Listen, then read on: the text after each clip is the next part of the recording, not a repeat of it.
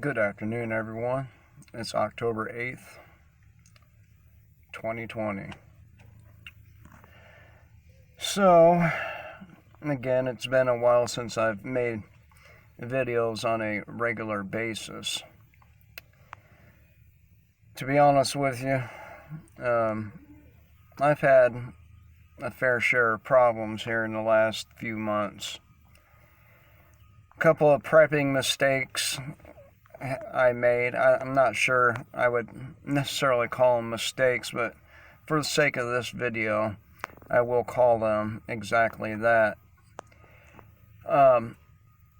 As you know, we got a few chickens, and then I tried to keep them free range.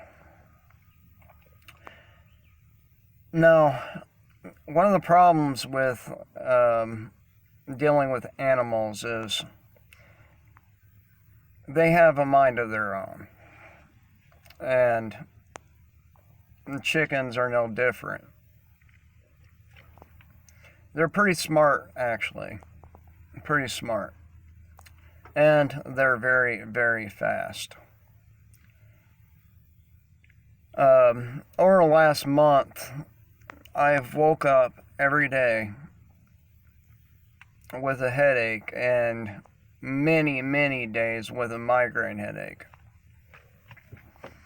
I have no idea why, but they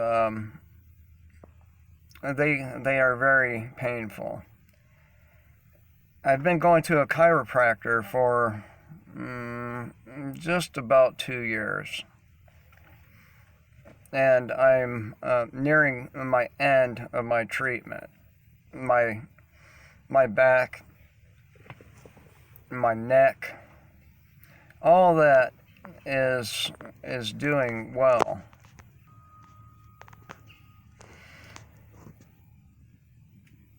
They're doing well, and so there's not going to be any further need, unless I have some kind of trauma, to be going there to the chiropractor, which I'm very, very grateful for. But this headache thing is very puzzling because we keep a pretty clean house, and there's nothing I've been doing that's ever caused me to have headaches like this before, although I've gotten them. Now, in the past, I have had to go to the ER for a migraine because it was altering my vision, and I was losing sight. But my eyes are 100%. They're good. And so it's been very tough. Now, the treatment they gave me when I went was morphine. And the headache was so bad that it took multiple morphine shots before it subsided. And I've had headaches very, very close to that intensity here in the last month. And I really don't have any idea why this would be happening, but it has been. So, listen. If you end up getting chickens, just know something. You have to be in really good shape to catch them. Now, my chickens at first stayed within the confines of our yard, more or less, and as time's gone by, they wander a little further away. So I found myself having to chase our chickens down through woods and other people's property, and so it's kind of a pain in the ass to have chickens. I'm not saying ultimately it won't be worth it, but if I had any doubt before as to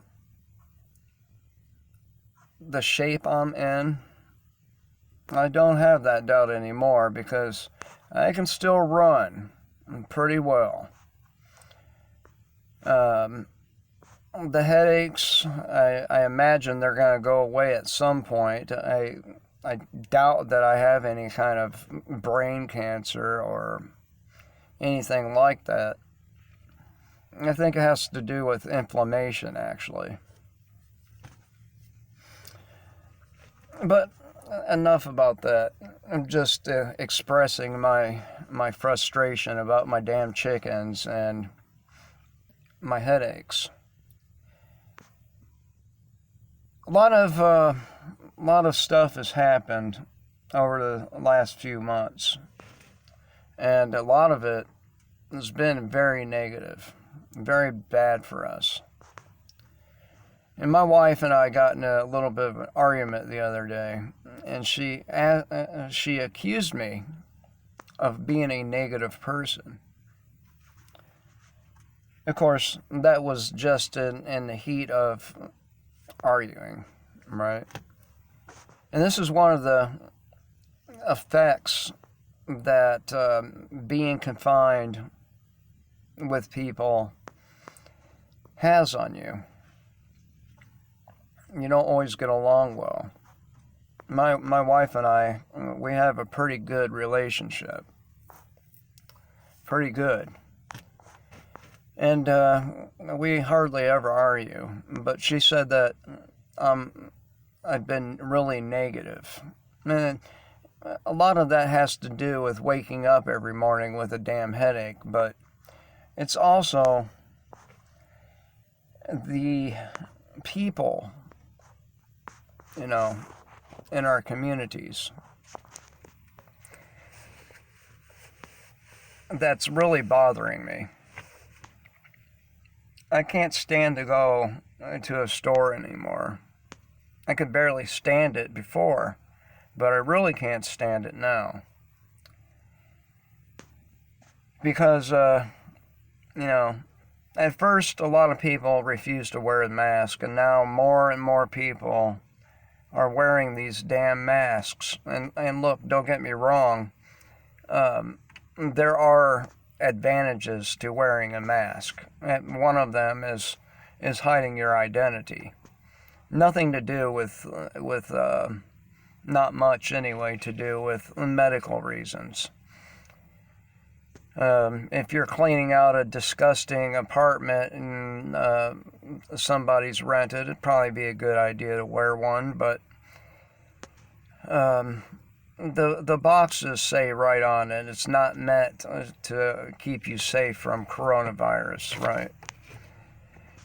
And people are really taking this shit way too seriously.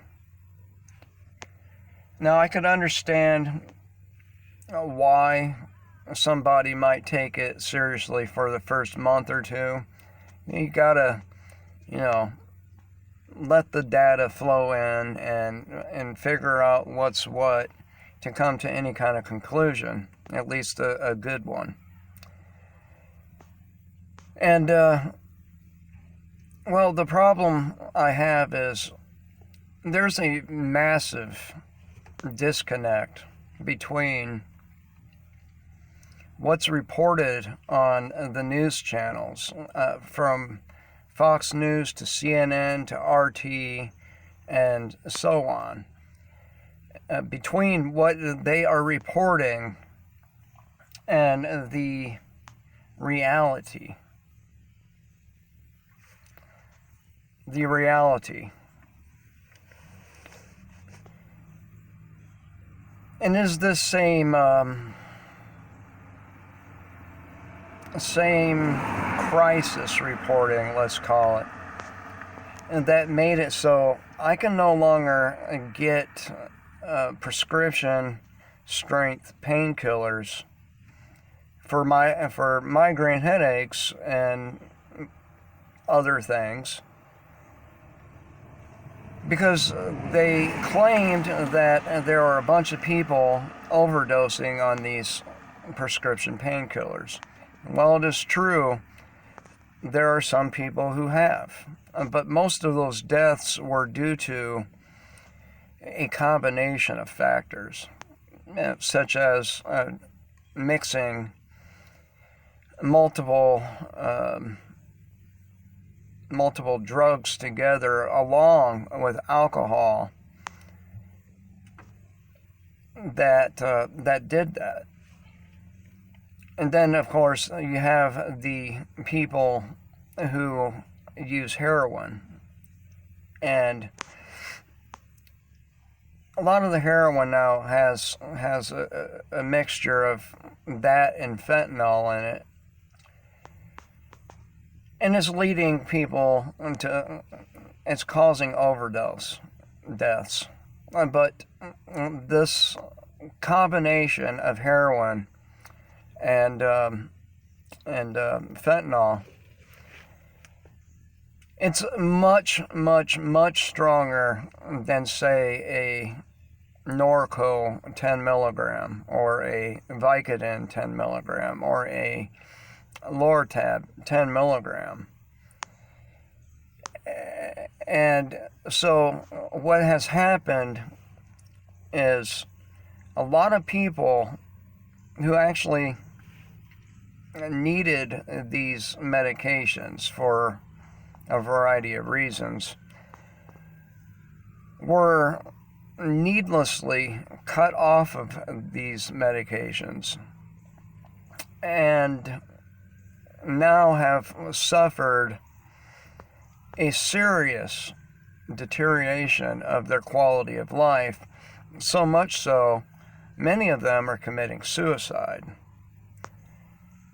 And this is just one example of this fear-mongering and how it causes harm. Now, we can apply this same thing to, Fox News, for example, and trying to portray police as being heroes. But there's a massive disconnect between what they say and the reality. And the same thing happened with this so-called health crisis. Whether there's a actual COVID-19 disease or not, it really doesn't matter at this point, because people really believe there is, and people are living in a constant state of fear. And if it's not this particular crisis, it will be another crisis, such as racial inequality, or gender inequality, or food scarcity, these things. So basically, people have been placed into a suspended state of fight or flight or fear. And that in itself will cause all kinds of problems, such as PTSD. Now, anyone who's been with me for any length of time knows that I suffer from complex PTSD. When maybe not suffer isn't the proper word, but it sucks nonetheless. It sucks. Getting flashbacks at random times because you hear a sound or you see a person that reminds you of a situation, it sucks, undoubtedly. But now we have a nation filled with children who have